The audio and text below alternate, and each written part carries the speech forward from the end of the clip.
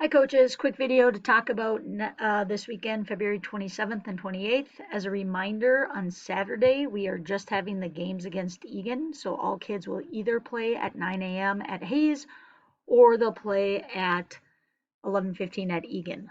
Couple quick things about that scrimmage though. We will be playing half ice, so we do need to put our boards up on Saturday morning at 9 a.m.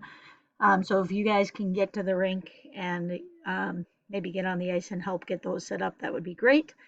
Jaden's team is practicing right before, so if you could even come in just a little bit early, that would be good, and we can maybe get her coaches to help out as well. We are playing half ice 4-on-4, so we'll use our mite nets. And then also I did connect with Egan. I think what we'll do is we will have the teams switch ends halfway through so that everybody gets to play both teams that are there. Okay. Second thing, because we are sharing benches on Saturday, we want less coaches. Okay. So I think if we have one coach from each team on the bench and one coach from each team on the ice, that would be beneficial. So I will send an email out too with that information, and maybe we can figure out who's going to be where depending on who's playing in what scrimmage. All right. For Sunday, we have an hour and 15 minutes, so I was thinking that we're just going to go the first 40 minutes of doing skating and drills. So basically we'll do our normal 20-minute skate, and then we'll do one rotation of 2 drills, and that'll give us 35 minutes at the end for our game. I have a question mark there, but I have decided that's the case.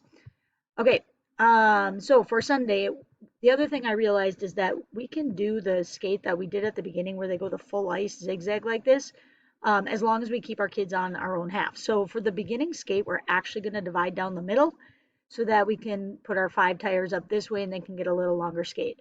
So we'll have Eastview go on the opposite side of the benches. So the benches are over here. So this is the door where the kids get on. So we'll have Eastview be on this half. Team Lightning will be down here. Again, with that, we're just doing inside edge. You can even try outside edge. You can try mohawks, but crossovers, power turns, forwards, backwards, pivots, whatever. But just continuing to get them to work on their skating and in the longer situation now. So we'll go about 20 minutes of that. We will probably add in some pucks for part of it. Since we only have the one day, maybe we'll go half of it with pucks, half without. All right. On the 2 stations that I picked for this week, this one, it's a 1-on-1 with a ring, and then a 2-on-2 with the ring. Okay, so basically you would set it up, put 2 tires here and here, so make them far apart, so like goal line, blue line. And then if it's a 1v1, the ring's in the middle. If I'm the X, I'm trying to get it, and I'm trying to get it to touch the tire. Okay, let's say if they touch the tire, they have to kind of retreat back past the midline.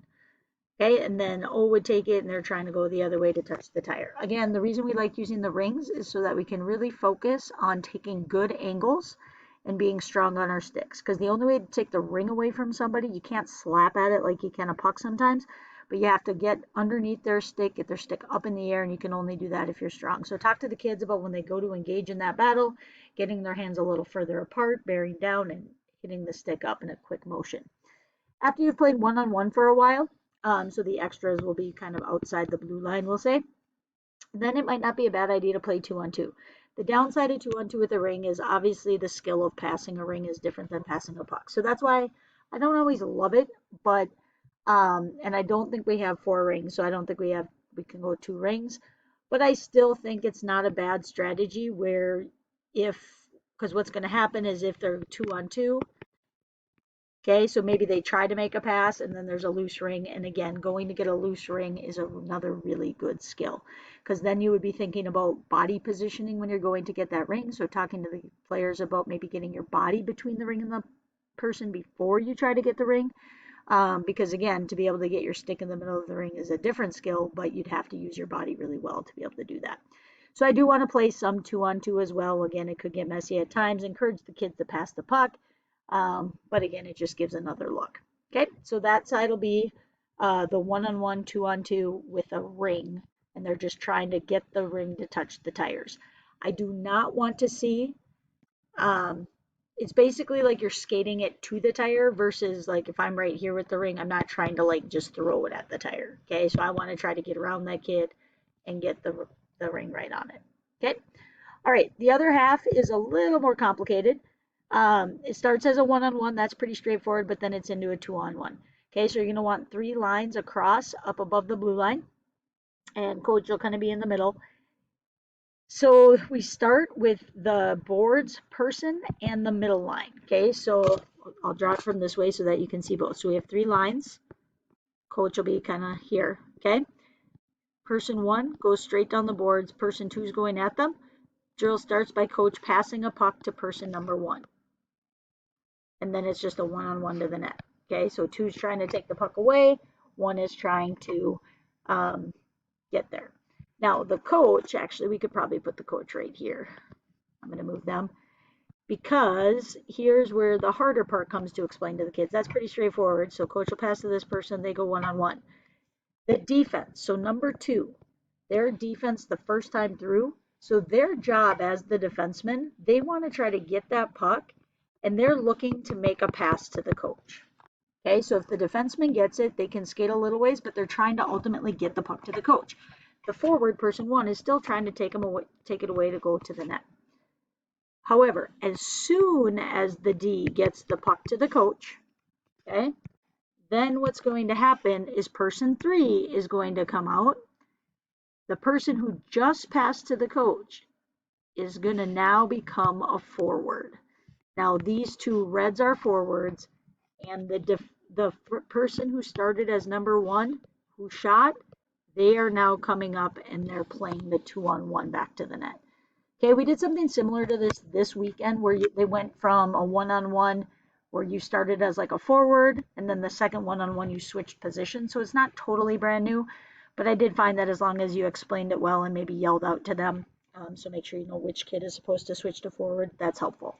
Okay, so the first one's a one-on-one. These 2 go straight to the net. As soon as number 2 or the defenseman gets it to the coach, they swing up, they become this forward, and person 3 jumps in as the second forward. Okay, so on that 2-on-1, again, just continuing to talk to the kids about it as you're going 2-on-1 to the net, think about your options. If the defenseman doesn't come to you and you're clear to the net, you should go shoot. But if that defenseman comes over to you, as soon as they come to me, so if this guy comes over to me and I have the puck, that means I should have someone open because it's a 2-on-1. So just that understanding that as soon as you have your second forward with you, you should have someone open if the D comes to you. But again, another important thing is if this D goes straight back, let's say he takes this guy and I have the puck, I can go straight to the net. Okay, so we want to encourage passing when it's the right thing to do, but we don't want to be passing just for the sake of passing. It's kind of that hard balance, especially at this age. All right, so then after that, again, that'll take about 40 minutes, 20 minutes for skating, 10 minutes for each of those drills. And then we have about 35 minutes left. So we'll put Eastview on one bench and the Lightning on the other bench. So we're back to our normal sides at that point. So we'll go on the benches of the sides we're normally on. We'll move the pads to the far blue line and put the mini nets in, and we will play 4-on-4. We're going to go 1-minute shifts because there will be a lot of kids if everybody comes. So 1-minute shifts on the buzzer. They have to hustle out, hustle off. And then after about 15 or 20 minutes, then we're going to get the black pads off the ice, and we will finish with a full 5-on-5 full ice scrimmage. Okay, and at that time, again, we will put the mini nets down at the actual creases, but we're still going 1-minute shifts, which is going to seem super short to them, but my hope is that they'll just go really hard. All right, that'll be practice, and before that, again, we have the game day with Egan on Saturday. Thanks.